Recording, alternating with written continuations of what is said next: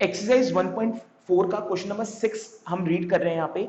इसमें कह रहा है write down the decimal expansion of those rational number in question number 1 above which have terminating decimal expansion. कह रहे हैं क्वेश्चन नंबर 1 को देखो, जिसके भी आंसर टर्मिनेटिंग डेसिमल थे उनके आपको क्या निकालना है, डेसिमल एक्सपेंशन निकालना है, यानी कि उनका आंसर आपको डेसिमल में निकालना है।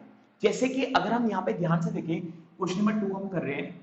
क्वेश्चन नंबर 1 का जो फर्स्ट पार्ट था ना बेटा, क्वेश्चन नंबर 1 का फर्स्ट पार्ट था हमारे पास 13/3125। ये ना हमारा टर्मिनेटिंग डेसिमल था, ये हमारा टर्मिनेटिंग डेसिमल था। कैसे निकालना सिखाया था मैंने इसको टर्मिनेटिंग डेसिमल, तो मैंने आपको बताया था कि जो डिनोमिनेटर है ना, इनके फैक्टर्स निकालो। फैक्टर्स अगर 2 या 5 या 2 और 5 दोनों आते हैं तो फिर ये टर्मिनेटिंग हो जाएगा, और अदरवाइज ये नॉन टर्मिनेटिंग हो जाएगा। तो हमें यहाँ पे यही करना है, ठीक है। यहाँ पे हम क्या करेंगे, पहले ये पता लगाएंगे कि ये टर्मिनेटिंग है या नहीं, जो कि ये टर्मिनेटिंग होगा, क्योंकि हमें लेने ही वही वाले क्वेश्चन है बेटा जो टर्मिनेटिंग वाले हैं। फिर वो कह रहा है कि अगर ये टर्मिनेटिंग है तो आपको अगला स्टेप क्या करना है, आपको अगले स्टेप में इसका आंसर डेसिमल में निकाल देना है, डेसिमल के अंदर। तो कैसे निकालेंगे डेसिमल में, ध्यान से देखते हैं बेटा। सबसे पहले क्या करो, इसके तो फैक्टर्स निकाल लो। 3125 के फैक्टर्स निकाल लो, तो 5 पे में जाएगा ये 125, सॉरी 625 पे, फिर 5 में जाएगा बेटा ये 125 पे, फिर 5 में जाएगा ये 25 पे, फिर 5 में जाएगा 5 पे, और 5 में जाएगा 1 पे। तो इसका मतलब इसको मैं ऐसे लिख सकता हूं 13/5 की पावर 5, 13/5 की पावर 5। 5 की पावर 5 क्यों आया, क्योंकि यहां पे मेरे पास 5 है। अब मुझे क्या करना है, ध्यान से समझना, मुझे डिनोमिनेटर में मुझे इसका आंसर ना पॉइंट पे निकालना है। तो मैं एक शॉर्टकट ट्रिक यूज करूंगा जिससे मैं इसका आंसर पॉइंट पे निकालूंगा। तो क्या करूंगा वो शॉर्टकट ट्रिक, ध्यान से सुनो। मेरे पास यहाँ पे 5 की पावर 5 चल रहा है, मुझे यहाँ पे क्या करना होता है डिनोमिनेटर में, मुझे 2 और 5 दोनों के फैक्टर चाहिए होते हैं। जब भी मुझे इसे डेसिमल में करना है ना बेटा आंसर, तो मेरे पास एक शॉर्टकट ट्रिक होती है। वो ट्रिक क्या कहती है कि जो डिनोमिनेटर है ना, उसमें 2 और 5 दोनों के फैक्टर आने चाहिए, बट यहां पे तो मेरे पास सिर्फ 5 के फैक्टर आ रहे हैं।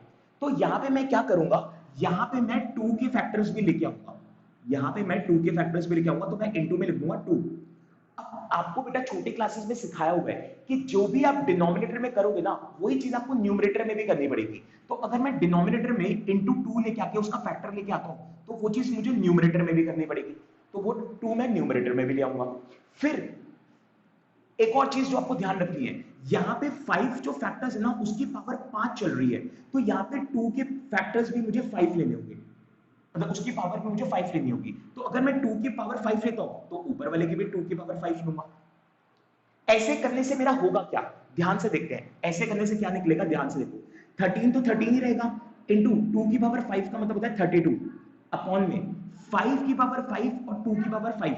आपने बेटा एक कॉन्सेप्ट छोटे क्लास में सीखा होगा कि जब पावर सेम होती है तो बेस मल्टीप्लाई हो जाते हैं, जब पावर सेम होती है तो बेस मल्टीप्लाई हो जाते हैं। तो देखो यहाँ पे पावर 5 5 है, तो वो तो कॉमन हो जाएगी और बेस मल्टीप्लाई हो जाएगा, यानी कि 5 इंटू 2 मल्टीप्लाई हो जाएगा ये।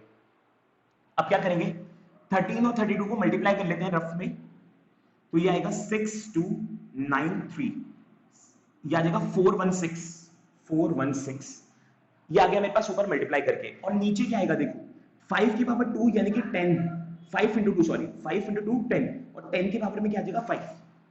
अब क्या करेंगे, 416 वैसे ही रखेंगे, और कौन, 10 की पावर 5 का मतलब होता है 1 के साथ 5 जीरोस, 1 के साथ 5 जीरोस। बस अब तो आप इसको शॉर्टकट तरीके से डेसिमल में कन्वर्ट कर सकते हो।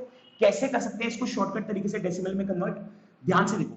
मेरे पास यहाँ पे 5 जीरोस है, तो मुझे ऊपर 5 डिजिट से पहले पॉइंट लगाना है। तो देखो मेरे पास ऊपर एक तो नंबर है 6, एक नंबर है 1, एक नंबर है 4, मुझे टोटल 5 डिजिट से पहले लगाना है। मेरे पास अभी 3 ही डिजिट है, तो एक जीरो लगा दो आगे, एक जीरो लगा दो और फिर पॉइंट लगा दो, बस आंसर आ गया 0.00416, आंसर खत्म।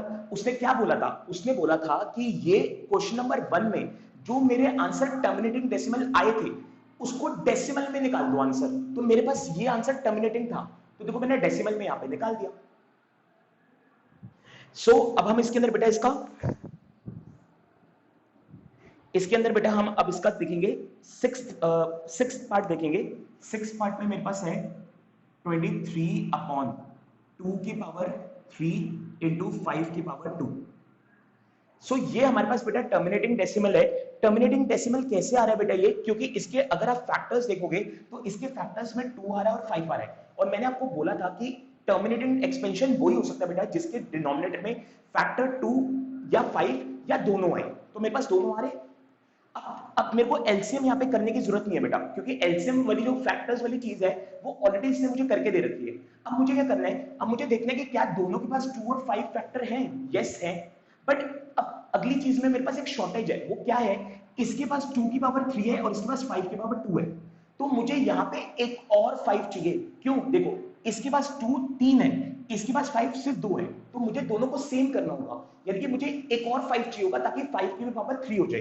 तो उसके लिए मैं यहाँ पे क्या करूंगा बेटा, 23 अपॉन 2 की पावर 3 इंटू 5 की पावर 2। अब इसको एक 5 की पावर 1 से मल्टीप्लाई कर दूंगा, और जो काम मैं नीचे करूंगा वो मैं ऊपर भी करूंगा। जो चीज मैं नीचे करूंगा बेटा वो मैं ऊपर भी करूंगा। बस अब इसको सॉल्व करूं, ऊपर तो 5 से मल्टीप्लाई होकर आ जाएगा ये 115, और नीचे आ जाएगा 2 की पावर 3। अब देखो बेस सेम है और मल्टीप्लाई है तो पावर प्लस हो जाती है। देखो ये 5 5 सेम है और मल्टीप्लाई है तो पावर 2 + 1 3 हो जाएगी, तो 5 की पावर देखो 3 होगी।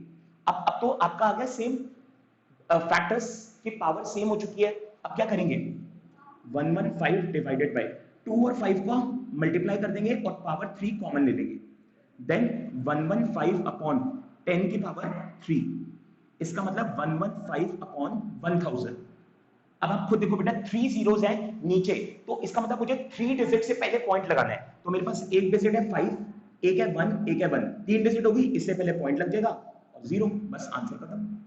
आगे डेसिमल एक्सपेंशन आपके पास।